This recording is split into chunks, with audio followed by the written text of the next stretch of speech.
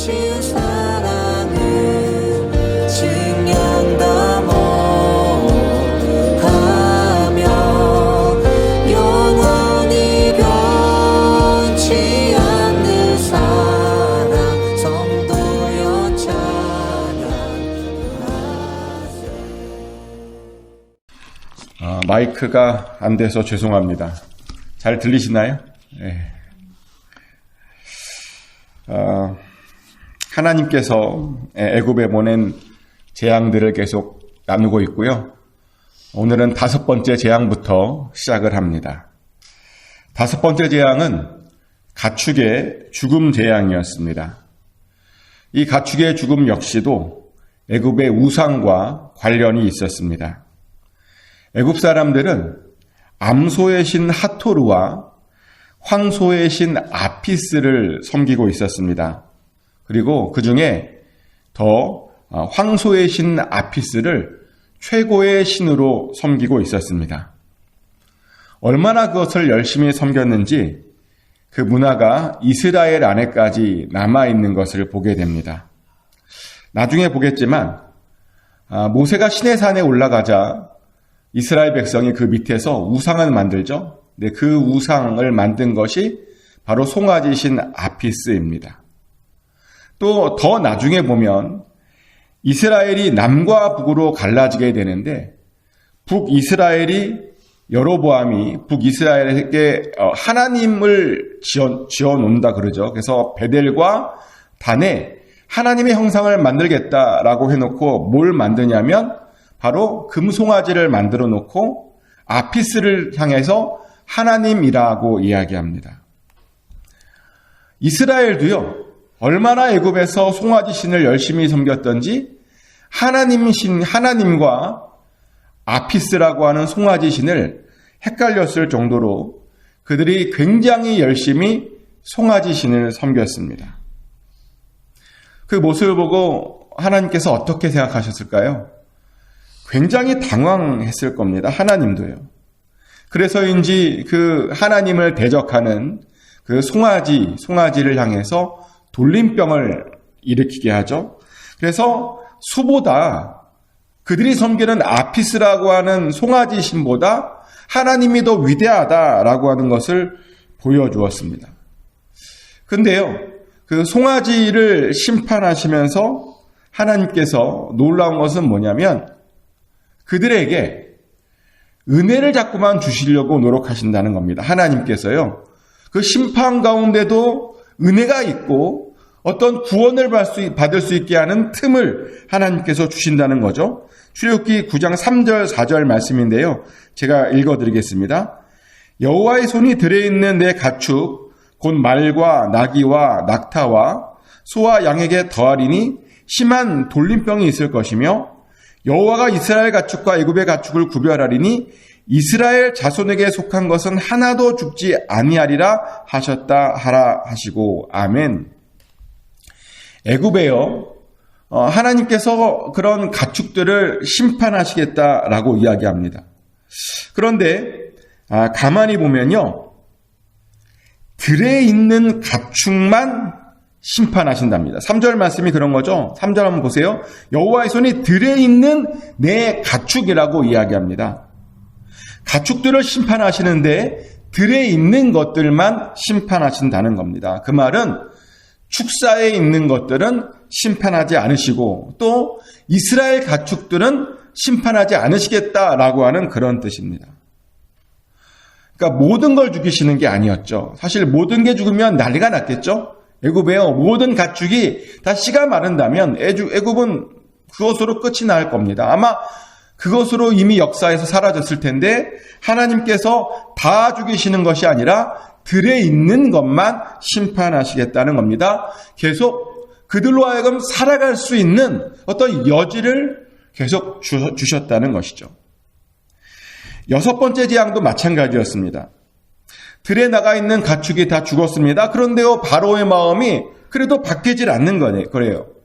그래서 이번에 어떤 재앙을 보내시냐면 악성 종기를 보내시죠. 근데 이 악성 종기도요, 보면 애굽의 우상과 관련이 있었는데 어떤 거냐면 애굽은 의술의 신으로 이모탭이라고 하는 신을 섬겼고요. 질병의 신으로 세크멧이라고 하는 신을 섬겼습니다. 애굽 사람들은요, 어떤 사람의 병에 걸리고 낫는 것이 세크멧과 이모텍에 의해서 조절된다라고 생각했습니다. 하지만 그런 생각들이요, 악성 종기로 인해 완전히 깨졌죠. 그들의 신이 주관하는 것이 아니라 여호와 하나님이 모든 질병을 주관하고 계신다라고 하는 것을 보여준 것입니다. 그래서 이 악성 종기 때문에요, 애굽 사람들이 또 한 번 난리가 났습니다. 그리고 이번에는 애굽의 그 요술사들도 난리가 났습니다. 사실 그 전까지는요, 요술사들은 그렇게 피해를 받지 않았어요, 한 번도. 근데 이 악성 종기는 요술사까지도 힘들어했고요. 그래서 얼마나 힘들었든지 그들이 바로 앞에서 바로의 수종을 들지 못했을 정도다라고 이야기합니다. 그런데요, 이 악성 종기에도 역시 하나님의 놀라운 은혜와 또 하나님의 틈이 있었습니다. 이 틈에 대해서 출애굽기 9장 15절은 이렇게 이야기하죠. 내가 손을 펴서 돌림병으로 너와 내 백성을 쳤더라면 내가 세상에서 끊어졌을 것이다 라고 이야기합니다. 하나님 말씀이 그 악성 종기가요, 돌림병이 아님을 너희가 감사해야 된다라고 지금 이야기하고 있는 겁니다. 돌림병이었으면요, 그들의 모든 사람들이 다 사라졌을, 끊어졌을 것이다 라고 이야기하고 있는 것입니다. 근데 그런 것 같아요. 만약 이 악성 종기가 정말 전염병이었다면 어떻게 되었을까요? 우리가 최근 2, 3년 동안에 전염병이 얼마나 무서운 병인지를 완전히 몸으로 체험했습니다. 그냥 질병이었다면 사회가 이렇게 혼란스럽지 않았겠죠. 그런데 이게 그냥 질병이 아니라요, 심한 전염병이었습니다. 6피트 안에만 와도 감염되는 그런 전염병이었습니다. 스쳐 지나가서 별일 없는 줄 알았는데요, 스쳐 지나가게만 했는데 병을 옮기는 전염병이었습니다. 덕분에 우리가 정말 아무것도 못했고 이 사회가 몇 년을 그냥 멈춰 있었죠. 근데 하나님 말씀이 지금 6번째 재앙, 그거는 전염병이 아니랍니다. 하나님께서 지금 은혜를 베풀어 주신 것입니다. 하지만 그럼에도 불구하고요, 바로의 마음이 여전히 완악했습니다. 그래서 7번째 재앙인 우박 재앙을 또 보내셔야 했죠. 이 7번째 우박 재앙도요, 애굽의 우상과 관련이 있습니다. 애굽 사람들은요, 날씨의 신으로 수라고 하는 신을 섬기고 있었습니다. 애굽 사람들의 주로 생활은 농경이죠. 농경. 그러다 보니까요, 비와 바람을 굉장히 중요하게 여겼습니다. 그리고 그 날씨의 신이 그 모든 것들을 관장한다라고 생각했습니다. 하지만 하나님께서 그들에게 큰 우박을 떨어 보내심으로 그것들을 관장하는 것이 그들이 믿고 있는 날씨의 신이 아니라 여호와 하나님이다라고 하는 것을 보여주었습니다. 하지만 여전히 하나님께서는 이 우박을 보내시면서도요, 또 그들에게 은혜를 주시고 또 그들에게 틈을 보여주셨습니다. 출애굽기 9장 18절 19절 말씀이죠. 내일 이맘때면 내가 무거운 우박을 내리리니 애굽 나라가 세워진 그날로부터 지금까지 그와 같은 일이 없었더라. 이제 사람을 보내어 내 가축과 내 들에 있는 것을 다 모으라. 사람이나 짐승이나 무릇 들에 있어서 집에 돌아오지 않는 것들에게는 우박이 그 위에 내리리니 그것들이 죽으리라 하셨다 하라 하시니라. 아멘. 방금 읽어드린 말씀에 보면 하나님께서 당장 우박을 보내시는 것이 아닙니다. 내일 보내시겠답니다. 내일 이맘때에 보내시겠다는 것이고요.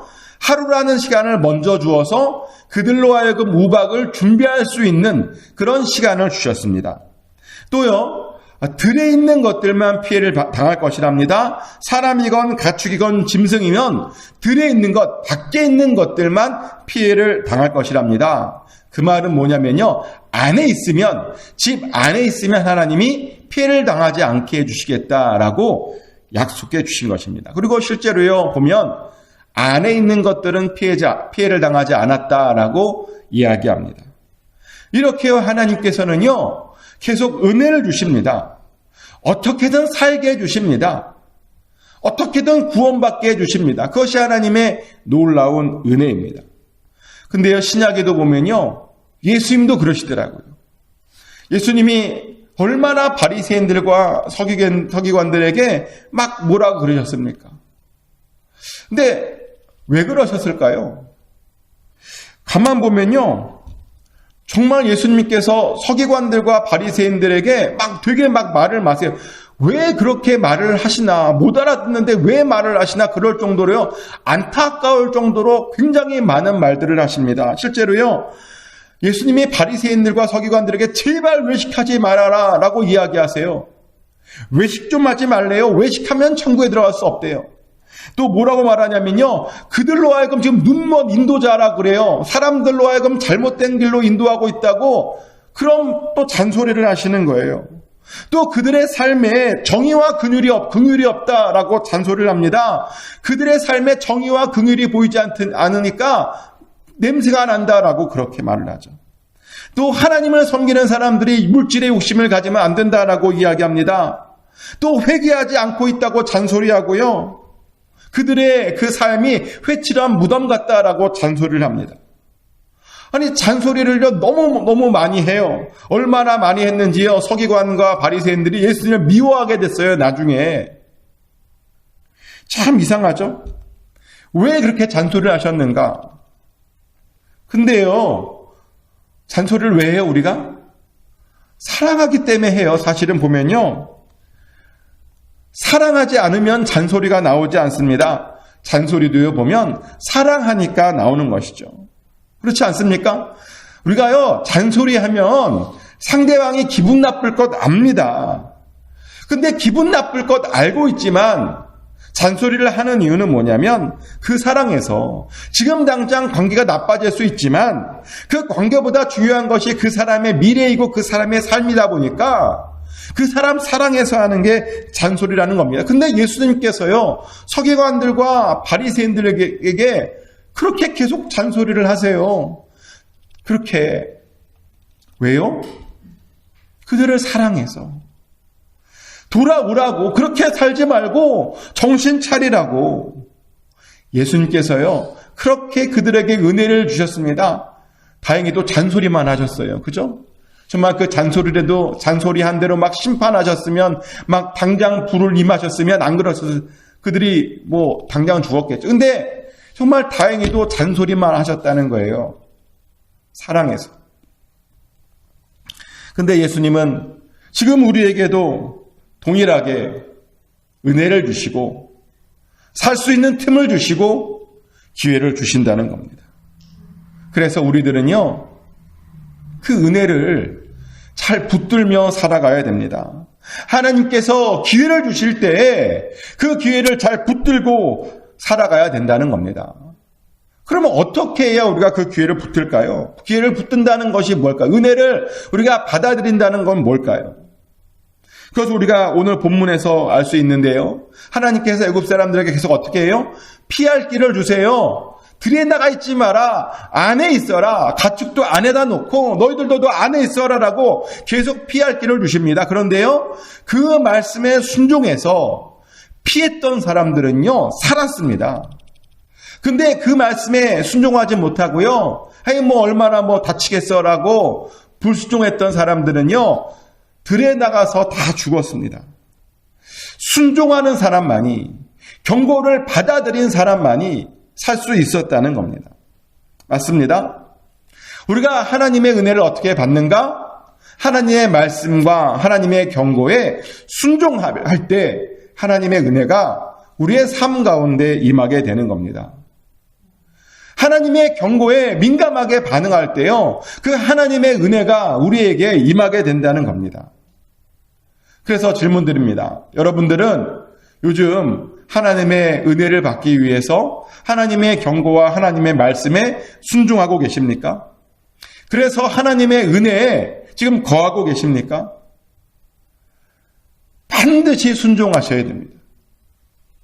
하나님께서 세미하게 말씀하실지라도 그 말씀을 반드시 알아듣고 하나님의 피하라고 하시는 그곳에 가서 피하셔야 됩니다. 하나님이 있으라고 하는 곳에 가서 있어야 됩니다. 순종해야 된다는 겁니다.